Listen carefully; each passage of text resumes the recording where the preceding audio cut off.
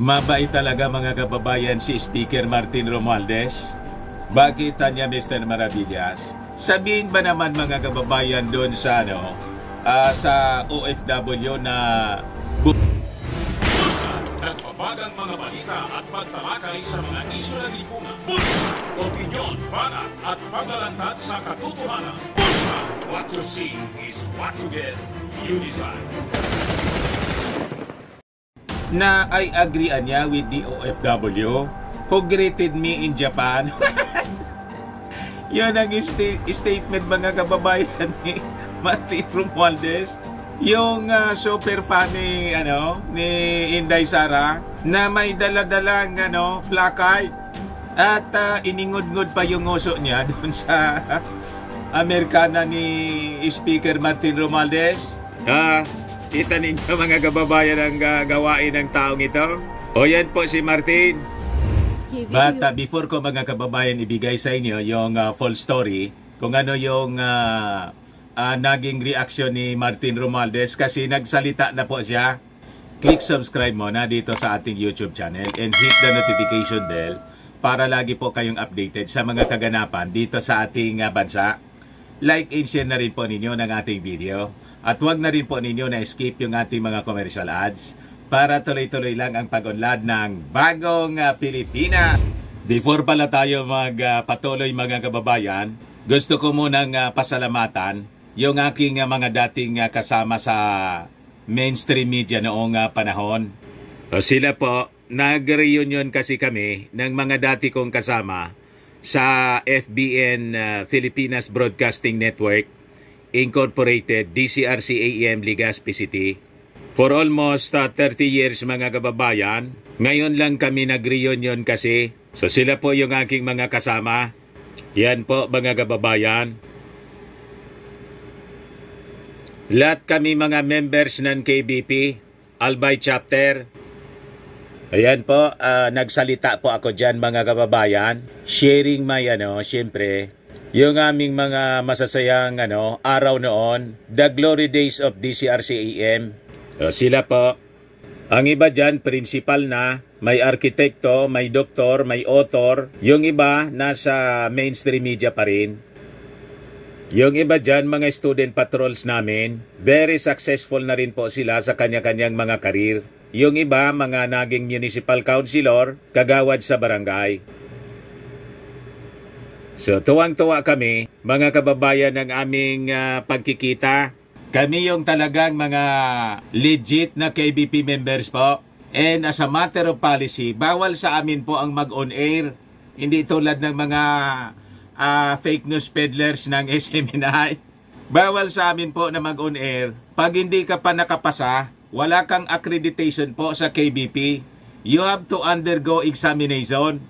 And dapat familiar ka sa Code of Ethics or ethical standards ng kapisanan ng mga broadcaster ng Pilipinas. Pag hindi po, bawal, hindi ka pwede na magsalita sa radyo, sa microphone po, mag-report o maging announcer po, maging newscaster. So maraming salamat sa aming mga kasama. Si Kuya Mel Rima po, ayan sombrero, sa yung aming production manager and mentor. Di ba nakakatuwa? Nagsulat nga po ng isang article ng pasasalamat siya. Ayan po yung kanyang sinulat after our reunion. Sabi niya dyan, as a student reporter and news writer, Santi has shown a lot of potentials for growth in writing. His book, Guide to Effective Barangay Administration, is a living testimony to the prospect becoming real.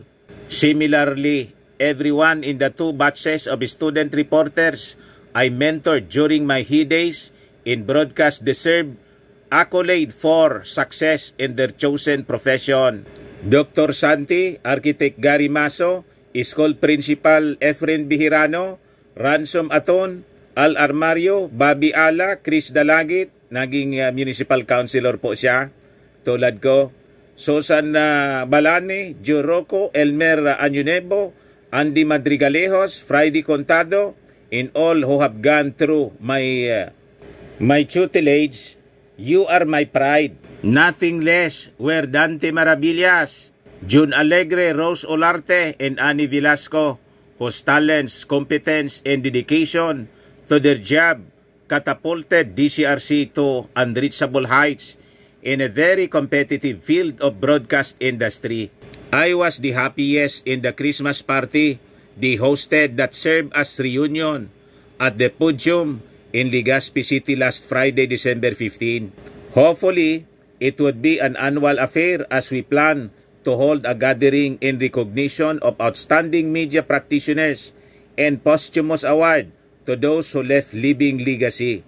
So, natuwa naman po tayo mga kababayan na once again, sa haba ng panahon na hindi kami po nagkakasama, nagkanya-kanya na po kaming trabaho, career.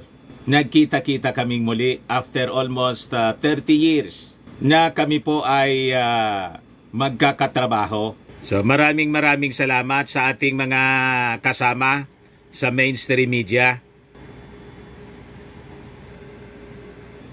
Ayos. So balik po tayo sa ating topic. So, sabi dito sa balita ng Manila Bulletin, Romualdez reacts to funny interaction with BP Duterte superfan.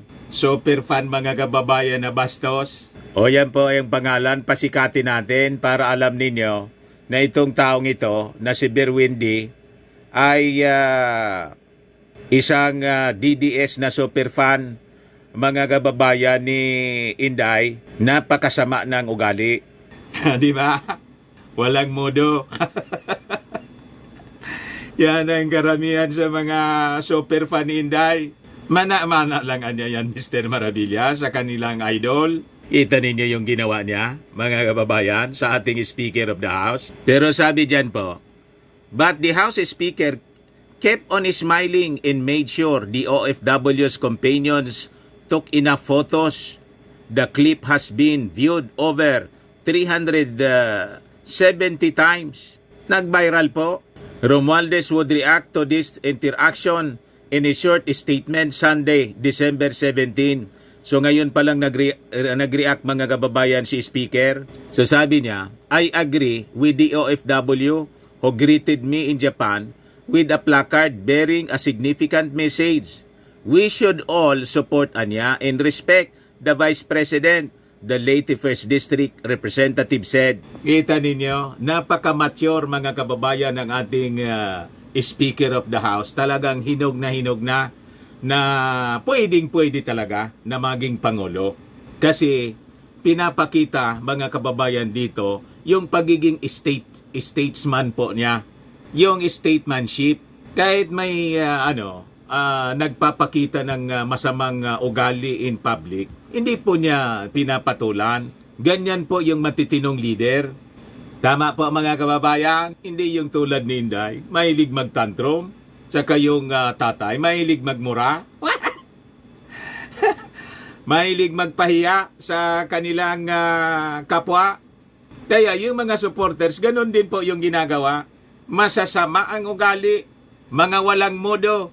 Kaya sabi po ni Martin, ay agreean niya na dapat irespeto natin yung Vice Presidente. Kaya may narinig po kayo na masasamang pananalita galing kay Martin, address to Inday. Wala kayong marinig. Kahit yung Vice Presidente, tinawag si Martin na tambalos-los. At yung kanyang mga supporters, ang tawag kay Martin na tambalos-los na rin. Sabi ni Martin, the same respect anya in support that we should extend to the President and other government officials. Dapat niya, kung humihingi kayo ng respeto para sa Vice Presidente, irespeto din natin yung Pangulo, pati yung iba pang opisyal ng ating gobyerno. Yun ang simple pong patama ni Martin Romualdez, mga kababayan. Pero tama naman po, you are demanding respect, pero hindi ka man marunong rumispeto sa kapwa mo, sa ibang opisyal. So ang ibig ninyong sabihin, irespeto lang si Inday at si Digong. Pero yung mag-ama, hindi man marunong rumispeto sa kanilang kapwa, lalo na sa kanilang mga kapwa officials. Binastos po yung mga congressmen. Di ba? Tinawag po yung buong institusyon na pinakang bulok. Pero kasama doon yung kanyang anak sa Congress. Kasi si Pulong, congressman din po. Di kasama yung kanyang anak na si Pulong bilang kasama sa bulok. Di ba? May kasabihan po tayo kasi. Respect begets respect. Kung marunong kayong rumispeto sa kapwa ninyo, irerespeto kayo. Kung marunong kayong sumuporta, kasi you are demanding support for BP, pero tingnan ninyo, umiwalay na po nga sa policy direction ng ating Pangulong Bongbong Marcos. Si Inday, kontra na siya sa peace talks. Tapos you demand support.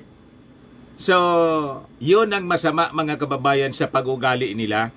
Sinuport po siya, mga kababayan ni Martin. And in fact, nangampanya po si Martin Romualdez, campaign manager po ni Inday. Nagpasalamat pa nga po si Inday na sumasalang na lang siya sa stage. Wala na siyang ginawa kundi magsalita na lang. Lagi siyang busog. Lahat niyang pangangailangan ibinigay ni Martin. Pagkatapos mga kababayan yung ginawa nang mag-attempt yung kanyang best friend na si Hilo Garcia na ikodita si Martin, siyempre nag-react si Martin, yung mga congressmen na sumuporta kay Martin, na-demote si GMA. Ayon, nagalit po si Inday, nag-resign po sa lakas. And afterwards, tinawag po na tambalos-los si Martin Romualdez. Nakita ninyo kung gaano ka-immature yung gusto ninyong maging susunod na Pangulo. Di ba? Tapos sasabihin ninyo, please support BP Inday Sara. Tapos tinusok ni Berwindi itong bastos na supporter ni Inday yung pagmumuka ni Martin Romualdez. At yung mga vloggers ni Inday po, mga DDS vloggers, tuwang-tuwa. Ganyan sila kasadista. Di ba? Natutuwa sila sa kanilang mga masasamang gawa. Yan man lang po mga kababayan. Baga lang gusto ninyo po itong itry Firmax Firming and Lifting Cream. Pinapahid po sa mga pulses and affected area. Mainam po sa paninigas ng mga kaso-kasoan. Ito naman po, Automax Radiant Serum. Sa mukha naman yung application. Anti-aging po siya. You will look 10 years younger than your age. Sa mga cancer patients naman po, baka lang gusto ninyo itong itry. Nengxia Red Mixed Fruit Drink. Hindi man po siya gamot, food supplement siya. Kaya lang, gawa siya mga kababayan sa goji berry. Yung goji berry, may anti-cancer properties. Ayos pa, o yung mga inquiries ninyo po, dumiritso na lang kayo sa aming messenger sa Facebook para masagot namin agad. And we are shipping po all throughout the world. Ayos ba? Ako po si Dante Maravillas. Bye-bye po. God bless. Sa mga naghanap pala po ng malinis and spacious fitness gym, punta lang po kayo sa aming Colossal Fitness Gym. We also offer Grab car rental with our brand new 2023 model ng Toyota Innova.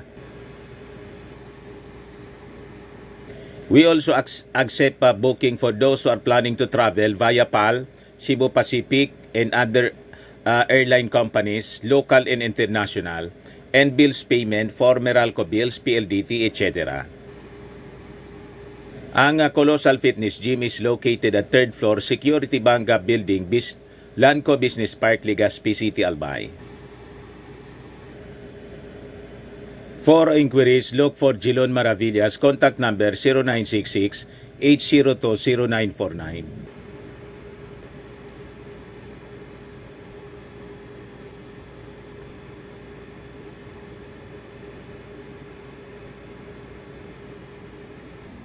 Ayos pa. Ayos na ayos anya Mr. Maravillas.